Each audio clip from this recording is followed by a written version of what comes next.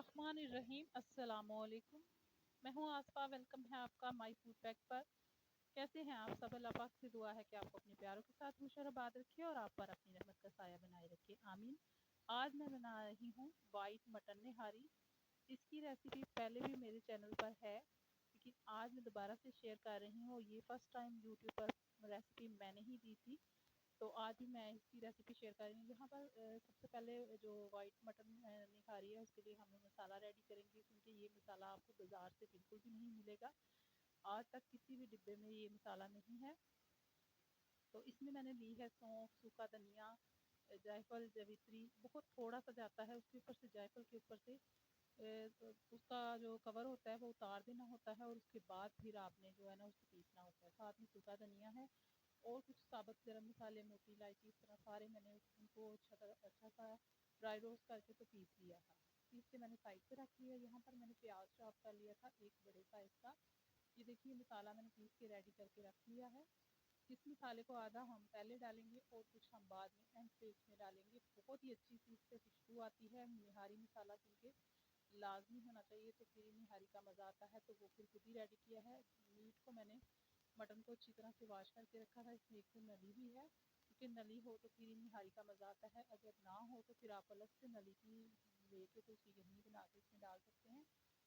यहाँ पर प्याज जो मैंने अच्छा सा चॉप कर लिया था उसको मैंने थोड़ा सा घी लिया है। घी में बना रही हूँ। घी लेके तो उसमें मैंने प्याज को जो है ना थोड़ा सा कलर चेंज होने तक पकाया है। उसके बाद मैंने इसमें गोश्त डाल दिया। कि प्याज बिल्कुल भी नज़र नहीं आ रहे, देखा आपने किस तरह से वो सॉफ्ट हो चुके थे। गोश्त को डाल के अच्छी तरह से हम पकाएंगे। लहसुन अदरक की पेस्ट डाल दी है तकरीबन 2 टेबल स्पून। अब इसमें मैं गोश्त अच्छी तरह से ये हमारा भुन चुका है। मैं इसमें नमक और ये जो मैंने निहारी मसाला ऐड किया है वो डाला है। साथ में इसमें मैं डालूंगी जी, इसमें बाद में मैंने ऐड करनी है वाइट पेपर। अभी मैं इसमें काली मिर्च डाल रही हूँ। तो ये ही बस इसमें मसाले जाते हैं। अभी जो मैंने आपके सामने मसाला रेडी किया है, सारी बात इसी मसाले की है। उसी की वजह से ये जो निहारी है ना ये अच्छी सी बनेगी। और मैंने इसमें तेज़पात भी डाले थे। मसाले को ड्राई रोस्ट जब करेंगे ना तो उसके बाद जब आप भुने इसको पीसेंगे तो वो बहुत ही अच्छी सी खुशबू आती है। अभी देखिए गोश्त अभी से भुनना शुरू हो चुका है। ये हमारा ऊपर आ रहा है। अब मैं इसमें पानी डाल दूंगी। तो पानी ऐड करके इसको गोश्त को गलने के लिए छोड़ दूंगी मैं। तो निहारी के या कुछ भी बनाएं आप, उसका जो गोश्त है ना वो बिल्कुल सॉफ्ट होना चाहिए। ये देखिए गोश्त को तकरीबन मुझे 40 मिनट हो चुके हैं। अभी इसका पानी है और थोड़ा सा गोश्त भी अभी सख्त है, तो मैंने इसको छोड़ दिया था मज़ीद। यहाँ पर हमारा जो पानी है इसका गोश्त का ड्राई हो चुका है और गोश्त भी तकरीबन इसका जो है ना सॉफ्ट हो चुका है। मैंने इसमें एक प्याली दही की डाल दी है। मैं अगर दूसरी निहारी बनाती हूँ उसमें भी दही ज़रूर ऐड करती हूँ, क्योंकि दही से इसका एक अच्छा सा फ्लेवर आता है। इसमें भी मैंने ऐड किया है। दही का पानी जैसे ही ड्राई हुआ तो मैंने इसमें 1 चम्मच देसी घी का डाल दिया और ये वाइट पेपर डाल दी है 1 टेबल स्पून। तो लास्ट टाइम मैंने फर्स्ट टाइम वो निहारी बनाई थी वाइट, तो ये तो बहुत ही मज़े की बनती है। तो मैं उस टाइम मैंने इसमें थोड़ी सी हल्दी डाल दी थी, कि इसमें हल्दी नहीं ऐड करते क्योंकि ये वाइट नहारी है, तो इसमें इस तरह का कोई भी मसाला नहीं जाएगा। अभी मुझे नमक थोड़ा सा कम लग रहा था तो वो मैंने इसमें ऐड कर दिया है। और गोश्त हमारा बहुत ही अच्छा सा भुन चुका है। इसके बाद हम इसमें पानी ऐड करेंगे जितना भी हमने इसको फिर मज़ीद थोड़ी देर के लिए पकने के लिए रख देना। बहुत अच्छा सा गोश्त भुन चुका था। हमारा जो घी है वो ऊपर आ चुका था।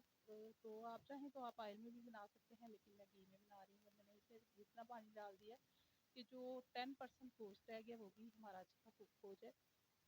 बहुत ही स्लो फ्लेम पे अब मैंने इसको रख दिया हुआ है। यहाँ पर मैंने 2 टेबल स्पून आटा ले लिया है। आटे को अच्छी तरह से हम थोड़ा सा पानी डाल के तो इसका एक लिक्विड तैयार कर लेंगे। और हैंड बीटर से मैं इसको अच्छी तरह से बीट करूँगी ताकि इसके अंदर कोई भी लम्स ना रहे। तो ये देखिए ये अच्छी तरह से कुक हो चुके हैं। अब इसके ऊपर जितनी भी तरी आई है ये हम उतार लेंगे। जो दूसरी निहारी बनाते हैं उसमें भी ऐसे ही करते हैं, क्योंकि आटा डालने के बाद जो आपका ऊपर से ऑयल होता है ना वो गायब हो जाता है और निहारी जो है ना वो फिर तरी के बगैर अच्छी नहीं लगती। अब जितनी मुझे नीड थी उतनी मैंने उतार ली है। बाकी इसमें मैं थोड़ा थोड़ा करके आटे का जो पानी मैंने मिक्सचर बनाया है वो ऐड कर रही हूँ। और चम्मच के साथ आपने इसको हिलाते जाना है ताकि गरम गरम जब उसमें आटा डालते हैं तो वो लम्स बन जाते हैं। लम्स आपका नहीं बनना चाहिए।